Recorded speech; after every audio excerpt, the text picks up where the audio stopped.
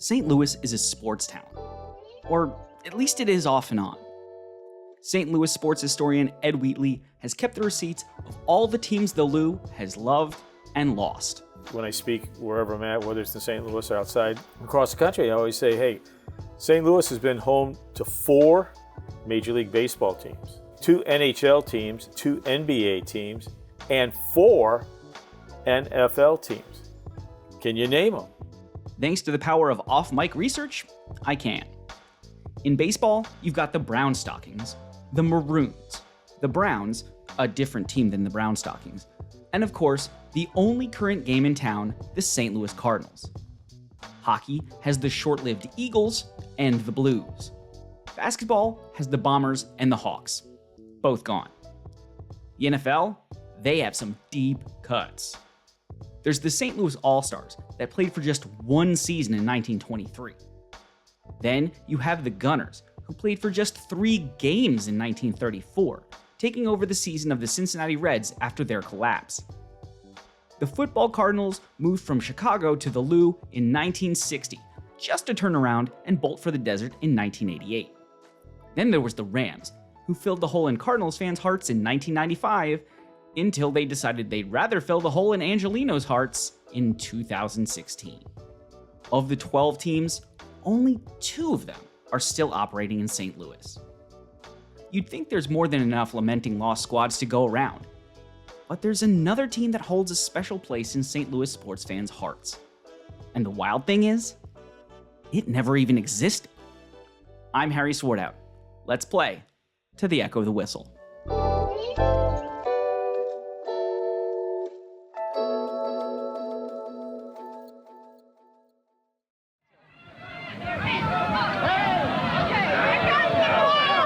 What you're hearing is citizens of football-starved St. Louis on the chilly morning of Sunday, November 21st, 1993.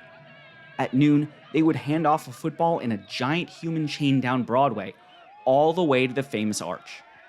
The stunt was to show the NFL how much the city missed football since the Cardinals skipped town for Arizona. You can honestly hear the excitement. I'm psyched, man. We're ready. Really, everyone's done a great job. Clinton's done a wonderful job getting the team together in terms of the partnership. We got the Kroenke group going to take it home.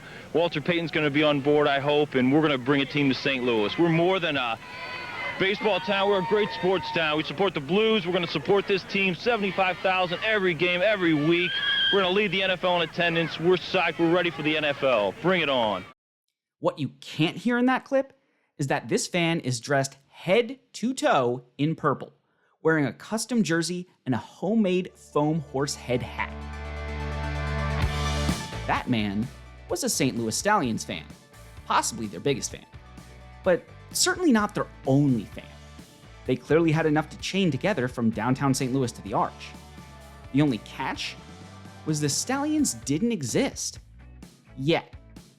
The NFL was expanding for the first time since 1976, and St. Louis's pitch was the Stallions.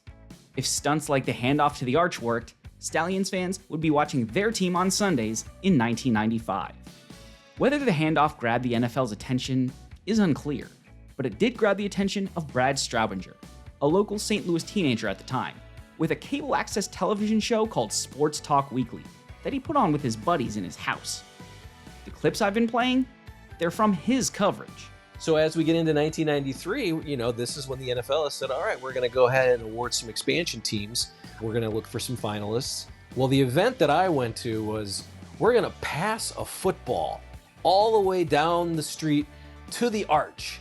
And we're going to line the streets of St. Louis, and we want you to come downtown and wear your Stallions gear, and we're going to show people that St. Louis is ready for a football team. I thought this would be great television. Normally, we weren't really going out on the street doing man on the street type interviews, but we were excited. And we thought, wow, if we go show the NFL that we're excited for football, they're going to pick us. We will do this. We will, okay, we need people to know that we're excited.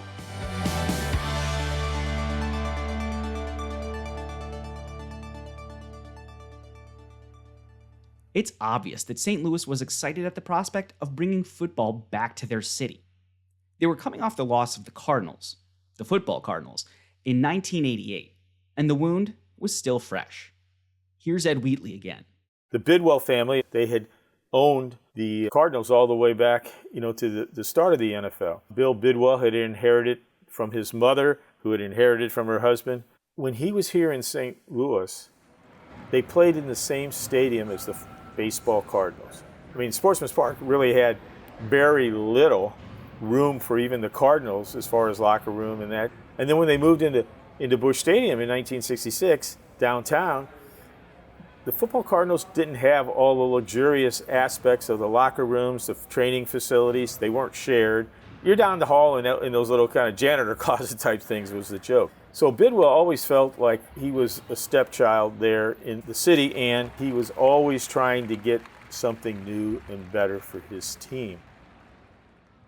Bill Bidwell did not get a new and better stadium. In 1988, he found himself a new and better city. We applied to the National Football League today to transfer the Cardinals franchise to Phoenix, Arizona. And sure, Bidwell didn't want to move the franchise. He left the press conference in tears, unable to continue talking about the move. But fans generally didn't care. The machinations of the NFL, owners, the city and county of St. Louis, and potential land developers didn't mean anything to them. They just wanted a team to support. Bidwell, even though he cried a lot, even though he was choked up and left the conference, people saw him more as the bad guy for taking the team, looking for other places. And all of a sudden, this perception of this greedy little man took his team for riches. Bidwell felt so bad about moving the Cardinals that he left the door open for another team to take his place. He even said he'd help return football to St. Louis if he could. And I can't forget that. I'm very grateful to the fans. They've been very good, and I will bust my tail if they get that building going, wherever it may be. I'll bust my tail to get an expansion franchise for local ownership in St. Louis. St. Louis sat stewing, football free for 6 years, waiting for Bidwell to make good on his offer. By 1993, the NFL committed itself to their first expansion in nearly 20 years. They heard franchise bids from cities across the country: Charlotte, Baltimore, Jacksonville, Memphis.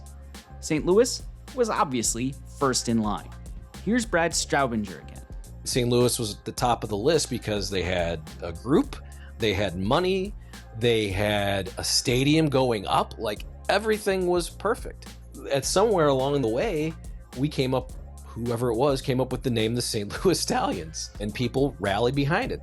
As best as I can find, there was no special release party, television report, or newspaper story for the launch of the St. Louis Stallions identity.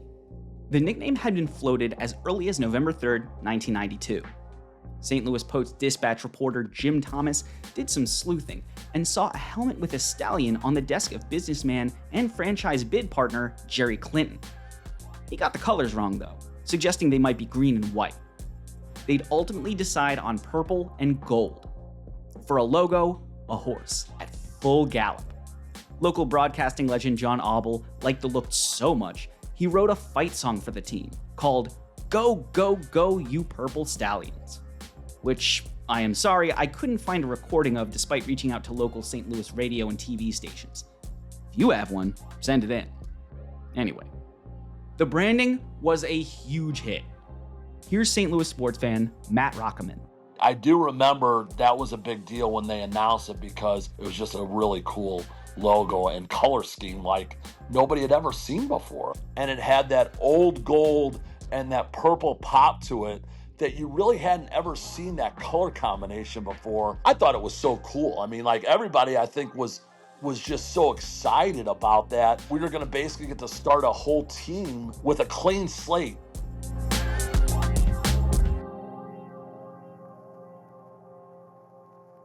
Remember Matt Rockaman for later. But for now, know that by the mid-fall of 1993, fan support behind the Stallions kept growing and growing. Remember that ball handoff? That wasn't even the only event St. Louis put on to prove to the NFL they could support a team. Brad Straubinger was part of the media that kept getting invited to cover the moment. They wanted people in St. Louis to show the NFL that we are a football town. Walter Payton owned, or his name was on a restaurant in downtown St. Louis. So there were these happy hours where it was, come support the St. Louis expansion group, and they wanted the news media to come there, and then this would hopefully get back to the NFL. And look at all these people. So people bought these hats, shirts were printed, and the St. Louis Stallions were going to come to St. Louis. So about those shirts and hats. They were given out for free at events to drum up support. Matt Rockaman's father, Ralph Rockaman, owned a local apparel manufacturer called Sportsprint Inc., and they were one of a few local shops that had the rights to print NFL gear. Sportsprint, once the logos were approved, printed a small amount of ones for the promos when they would do the press conference or announce the logo, where a handful of the people there were able to put them on. I would probably say in the 3 to 4 dozen range. I would be shocked if it was any more than that.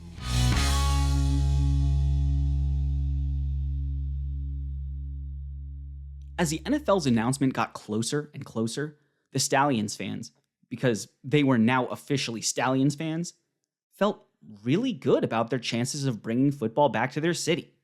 Everyone Brad Strouberger interviewed at the handoff, from the mayor to his show's co-hosts, were relaxed about it. They thought it was in the bag.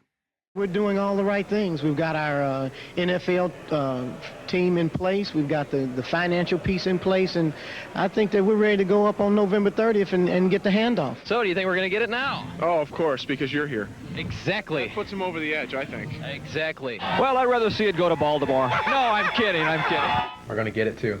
Contrary to some people's beliefs. I think there's no question we're going to get it, especially with the problems Baltimore's having right now. A sureness bordering on being cocky. By the way, that second voice you heard was none other than sportscaster Trey Wingo. He was on local news at the time, and being a fan of the NFL, he went to the rally. Because it was the 90s, he's looking just like Danny Tanner from Full House in a colorful sweater with his young daughter sitting on his shoulders. Just a fun note. It was only a matter of time before the Stallions were ready to play. The franchise bid? A mere formality. The handoff was only 9 days before the NFL's new franchise announcement. As the big moment got closer, it became an unbearable wait. 1 day before the announcement, Sportsprint Inc. decided they could no longer hold their horses.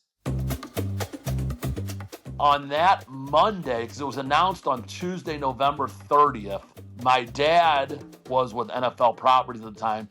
He said, "Can we start printing this?" And the guy said, "Well, the logo's approved.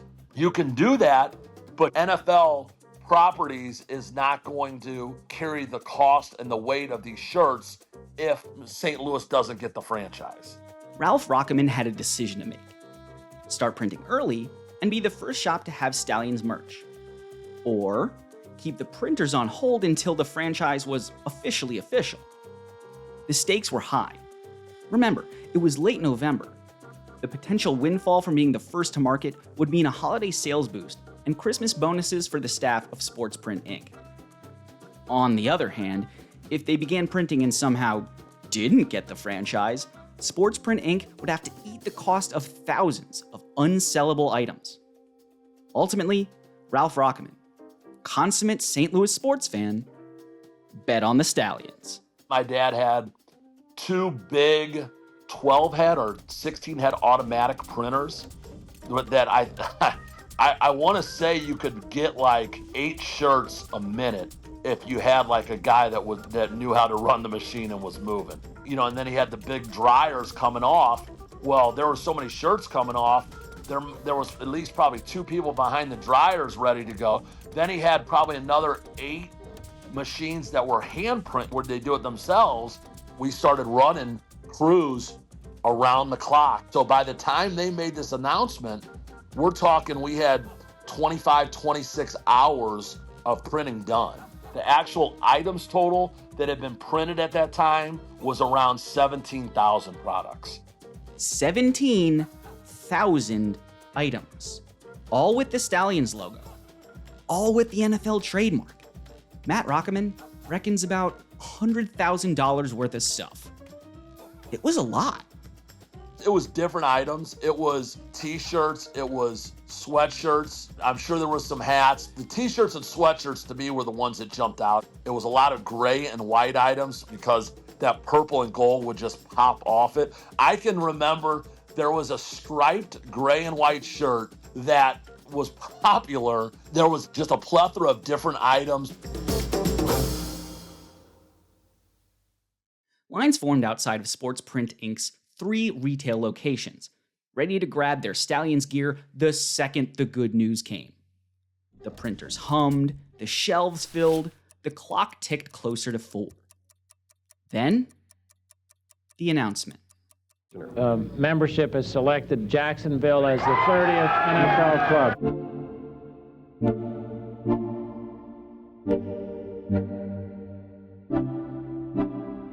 I can just remember being in basketball practice, somebody coming through there saying that we didn't get the franchise. Some of my friends may have been disappointed. It was a whole nother level for me because I knew that we had started printing those items. I knew my dad was a small business. It was going to be a hard day for my dad, for our family, for Sportsprint as a community. It was a hard day to be a Stallions fan.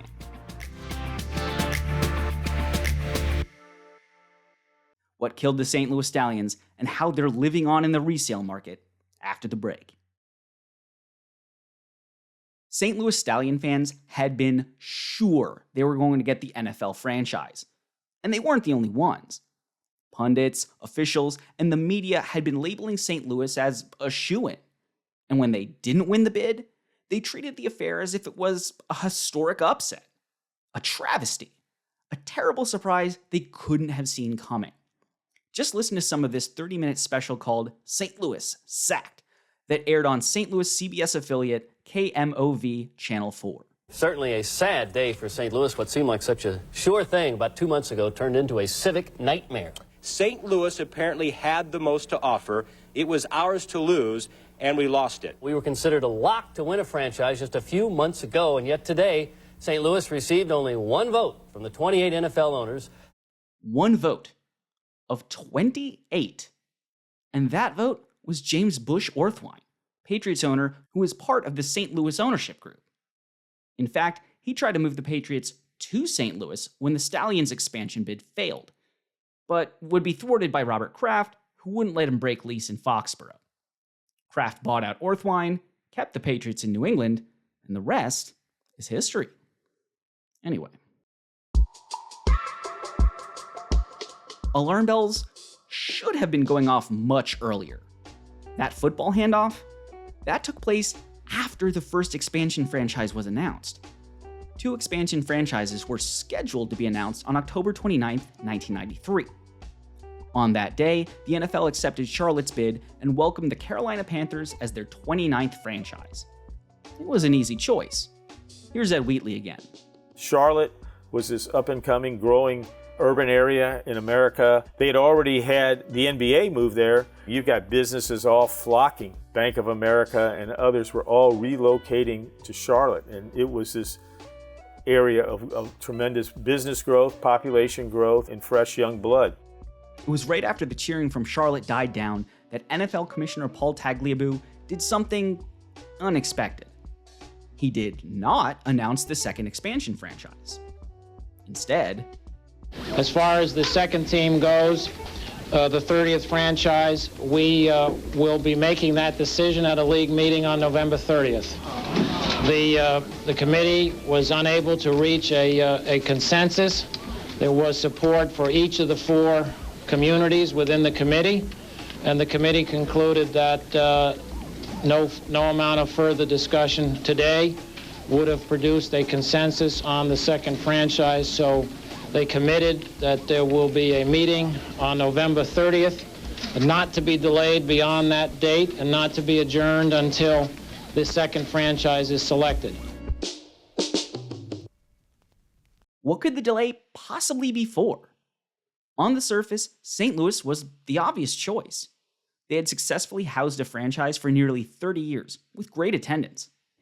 No amount of fan dedication, however, would hide some deep problems that made owners reluctant to vote in their favor. It all had to deal with the same things that saw the city lose their last franchise. The first one was a new stadium.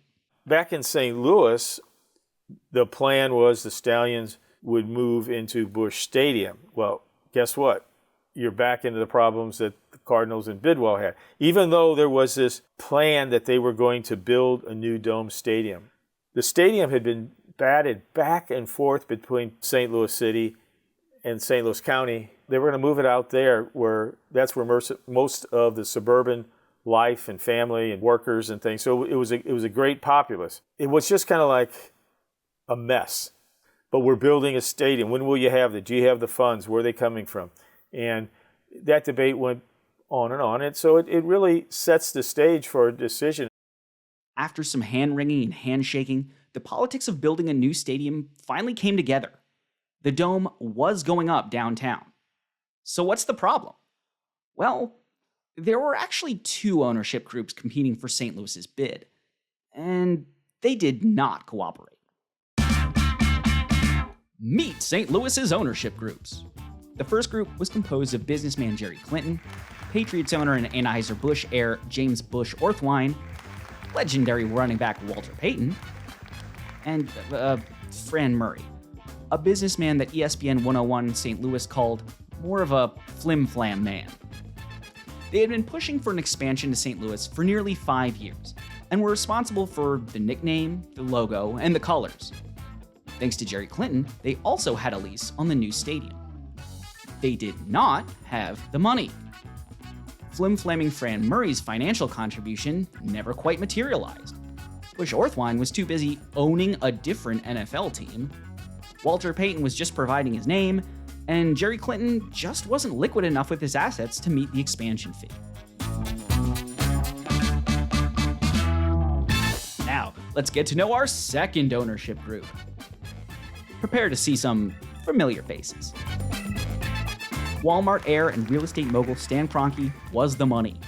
To him, add newbie investors Marilyn Schnuck and John Wallace. James Bush Orthwein ended up leaving Jerry Clinton's group to come on over, and so eventually did Walter Payton. They changed allegiances when Jerry Clinton couldn't pony up the money to pay the NFL.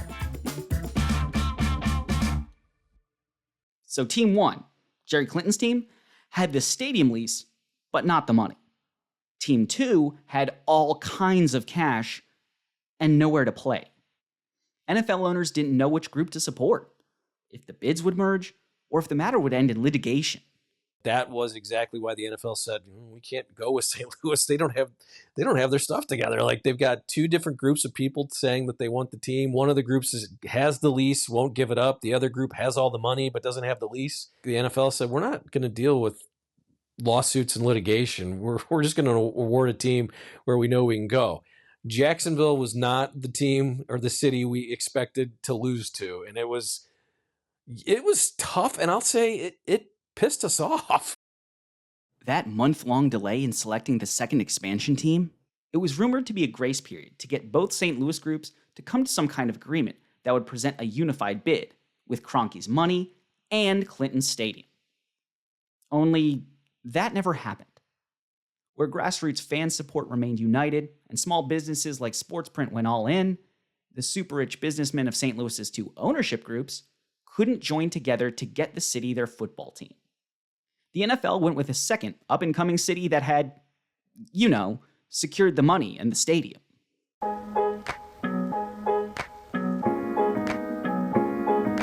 The fans were floored. Nobody expected the bid to go to Jacksonville because the Stallions fans didn't see the same flaws in their bid as NFL owners did. That's why they tried so hard to show what they thought meant the most to the NFL: fan engagement. They handed off footballs, went to rallies, wrote fight songs, and ordered shirts.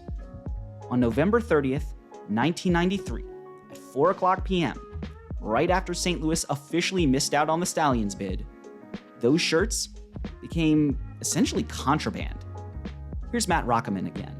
So obviously we were still getting calls. People would offer, I don't care how much it costs, I want one of those shirts. NFL, there was no option to sell those items. You could not sell those items. A lot of t-shirt and sweatshirt printing companies were expecting a bonanza, but instead, they're eating the money they spend. All kinds of St. Louis Stallions t-shirts, sweatshirts, paraphernalia had already been printed in the thousands, ready to be sold today when we got a team. When we didn't, I think the most appropriate shirt is this one, which was delivered to us by a St. Louis couple. Instead of saying St. Louis Stallions, it says St. Louis Geldings. Anyone can print a Stallions logo on anything right now and not pay a dime. The minute the NFL announced that St. Louis didn't win the franchise, the bid group became the lone owner of the logo and name and quickly relinquished the rights as the partnership dissolved. You can find knockoff retro alternate reality Stallions shirts for sale online right now. The problem with the Sportsprint run was that the shirts also had the NFL logo. Because the Stallions were not an NFL team, printing the shield on non-affiliated merchandise was a big no-no. Selling the shirts was illegal.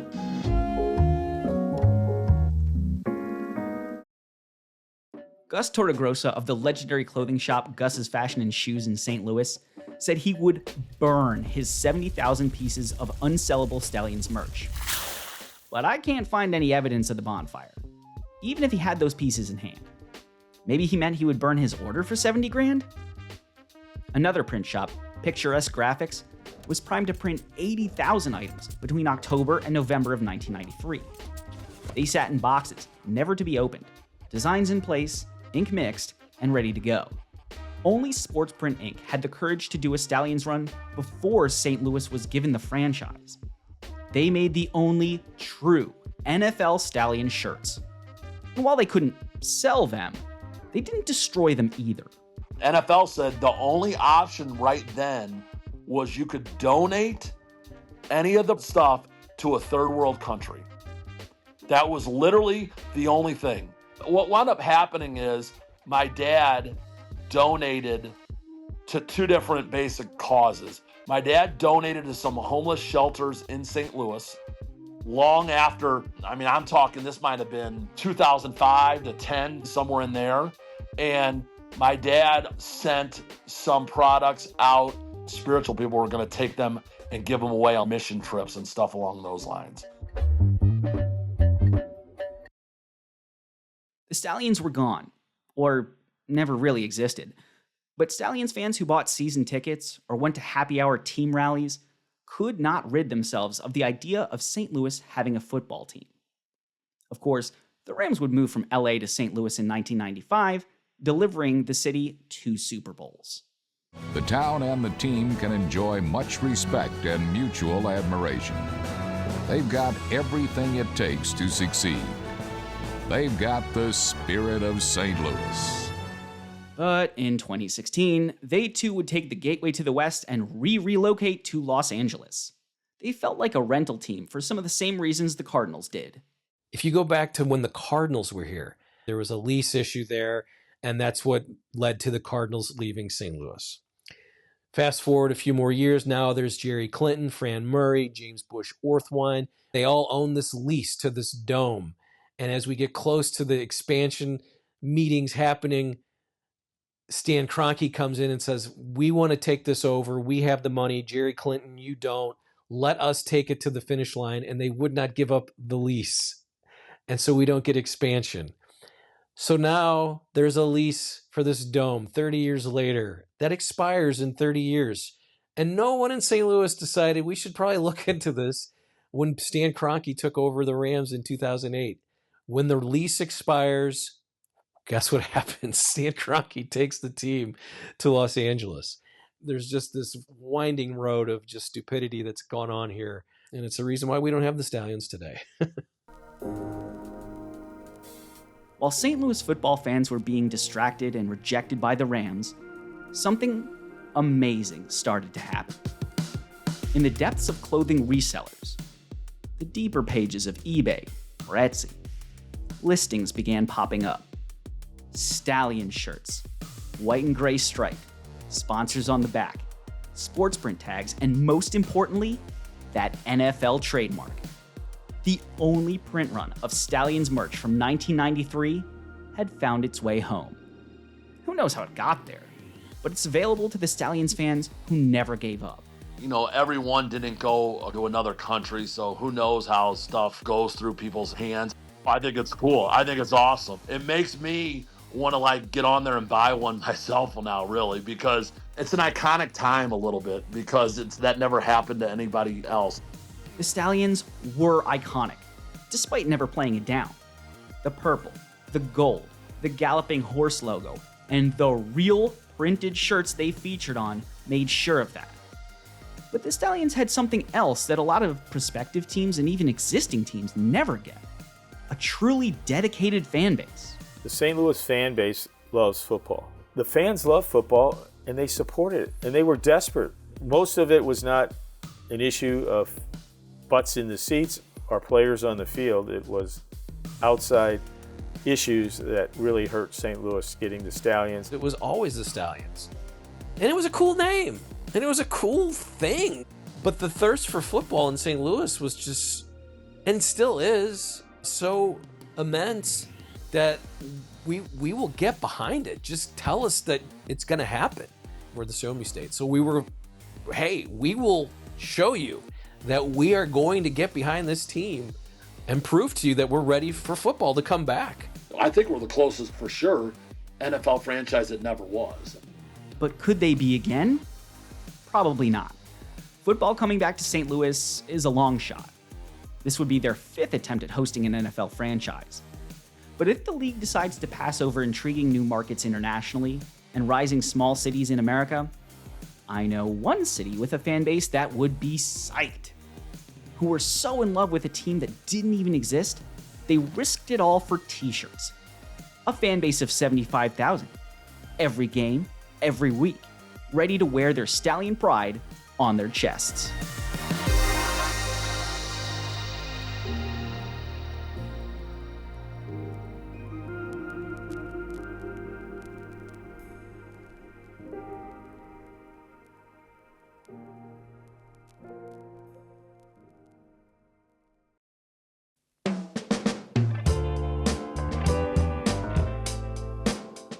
This episode of Echo of the Whistle was produced, written, edited, and hosted by me, Harry Swartout. Special thanks for this episode goes out to Ed Wheatley, Brad Straubinger, and Matt Rockeman. A complete list of sources for this story can be found in the show notes. Please give us a like, subscribe, and leave a review so you don't miss any new episodes. If you're craving more, head over to Patreon and support Echo of the Whistle for bonus content and to make sure we can keep telling you uncommon sports stories. Until next time, keep playing.